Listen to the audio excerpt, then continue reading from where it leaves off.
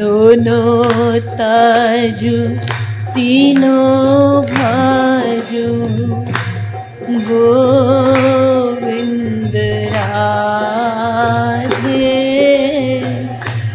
चारों को हटा दे मन पांचों जला दे। दोनों ताजू तीनों भाजू गोविंद राधे। चारों को हटा दे मन पांचों को जला दे।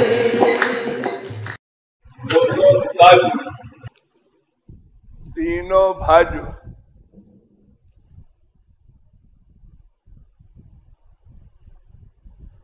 और चार को मन से हटा दे।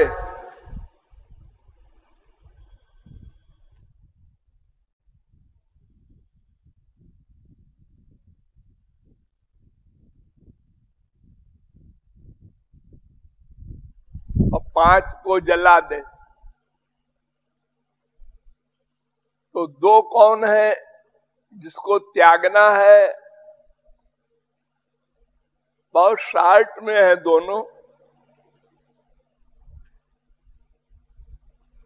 एक का नाम राग, एक का नाम द्वेष। अनादिकाल से हम दुखी हैं, 84 लाख में घूम रहे हैं। उसका कारण बस यही दो है, या तो कहीं राग है और या तो कहीं द्वेष है, या दोनों है।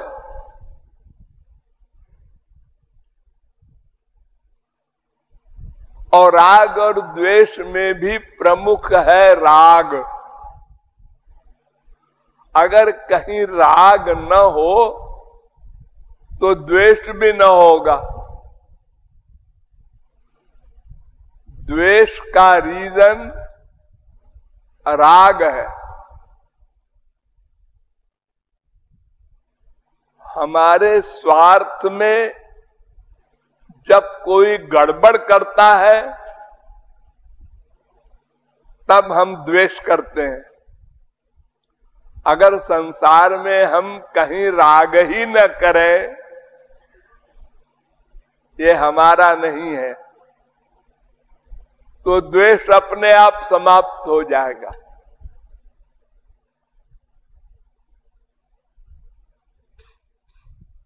एक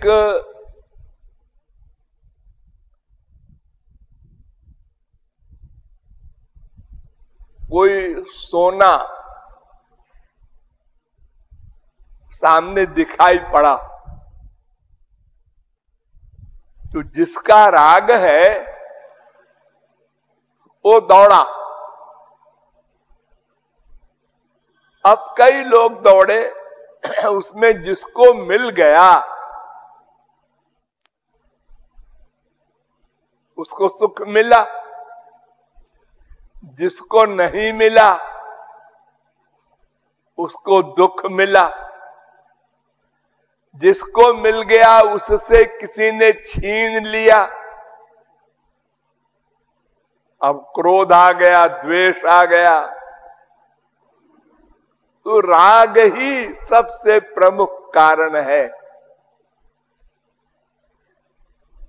उसी से द्वेष पैदा होता है। तो ये दो चीजें, इसको द्वंद्व कहते हैं, राग द्वेष। कहीं हमारा राग ही राग है, कहीं द्वेष ही द्वेष है। तो इन दोनों को छोड़ना होगा, क्योंकि मन एक है, दो मन नहीं है। मन को खाली करना है। संसार में कहीं न राग करे न द्वेष। हम जिससे प्यार करते हैं उसको मन में लाते हैं, और जिससे दुश्मनी करते हैं उसको भी मन में लाते हैं। दोनों का एक फल। इसलिए गोपियों ने राग किया श्याम सुंदर में, तो उनको भी गोलोक मिला। शिशुपाल वगैरह ने द्वेष किया, तो दोनों ने मन में श्री कृष्ण को धारण किया। इसलिए दोनों को श्री कृष्ण मिल गए। और जिसने संसार को धारण किया, संसार से प्यार किया या खार किया, तो उसने संसार को धारण किया, उसको संसार मिलेगा। माँ बाप बेटा स्त्री पति पड़ोसी कोई हो, जहां राग या द्वेष होगा उसको हम धारण कर रहे हैं मन में। इसलिए मरने के बाद उसी का फल मिलेगा।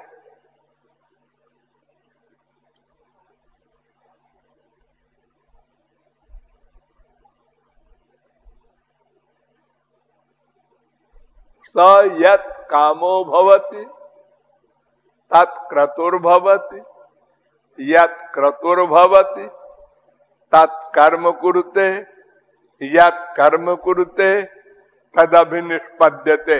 वेद कहता है हम जिस प्रकार की कामना करेंगे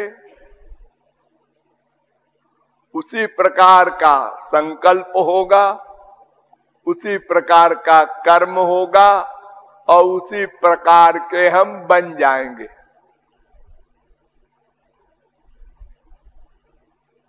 यम यम वापि स्मरन् भावम त्यजत्यन्ते कलेवरम। जिस जिसका चिंतन मन में हो, चाहे राग से हो चाहे द्वेष से हो, तो उसी को प्राप्त होगा मरने के बाद। तो हमको चूंकि भगवान को पाना है, हम ये समझ गए हैं कि संसार में सुख नहीं है, भगवान में है। इसलिए संसार को मन से हटाना है। और कहां से हटाना है? जहां राग हो, जहां द्वेष हो। तो दो को तजो और तीन को भजो। वो तीन कौन है? राधा कृष्ण और गुरु।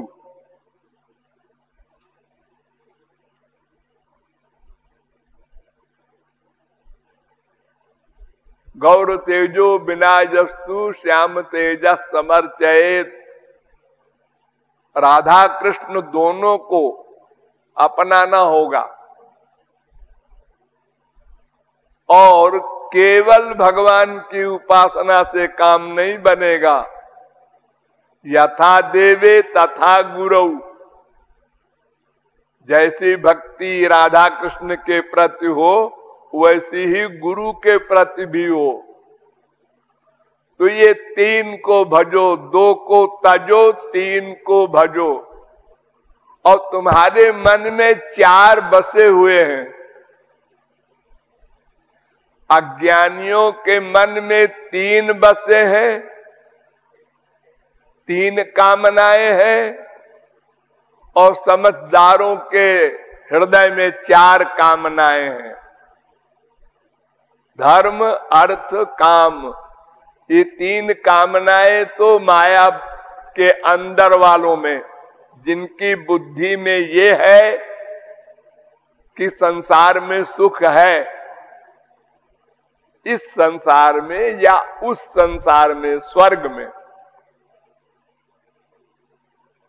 तो धर्म अर्थ काम, ये तीन लोग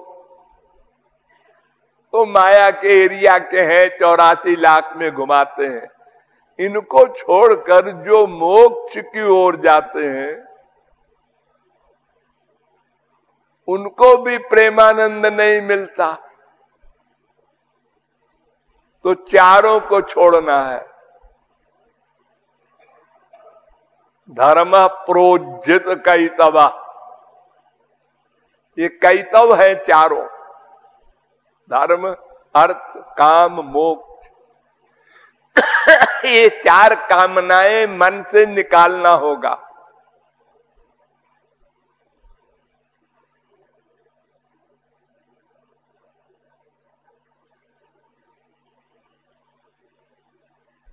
इन चार कामनाओं के कारण ही हम श्री कृष्ण के प्रेम से वंचित हैं। तो चौथी तो बहुत कम होती है। मोक्ष की कामना करने वाले तो बहुत कम लोग हैं। यद्यपि सबसे खतरनाक वही है, तारों मध्य मोक्ष वांछा कैतव प्रधान। मोक्ष की इच्छा सबसे खतरनाक है, क्योंकि जिसको मुक्ति हो गई, भगवान में लय हो गया, फिर वो कभी भी प्रेमानंद नहीं पा सकता। और जो हमारे संसार में चक्कर काट रहा है, उसको चांस है कभी कोई महापुरुष मिल जाए, वो महापुरुष समझ में आ जाए और उसके शरणागत होकर उसकी बताई साधना कर ले, तो बात बन सकती है। तो ये चार को मन से हटाओ और पांच तुम्हारे पास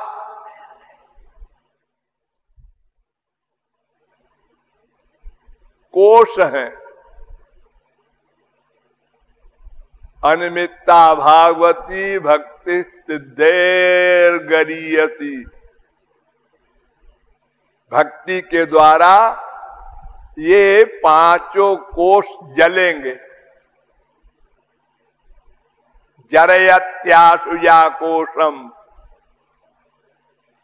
जैसे आप खाना खाते हैं तो जो खाना खाते हैं उसको पेट की अग्नि जला देती है और रस रक्त मांस मेदा हड्डी मज्जा बना देती है। ऐसे ही श्री कृष्ण की भक्ति करने से, वो तीन को भजने से ये पांच कोश, अन्नमय कोश, प्राणमय कोश, मनोमय कोश, विज्ञानमय कोश, आनंदमय कोश, ये पांचों कोश जल जाएंगे। इनके लिए और कोई प्रयत्न नहीं करना है। तुम तो बस दो को तजो, तीन को भजो, चार की कामना मन से निकालो और पांच को जला दो। बस तुम अपने लक्ष्य को प्राप्त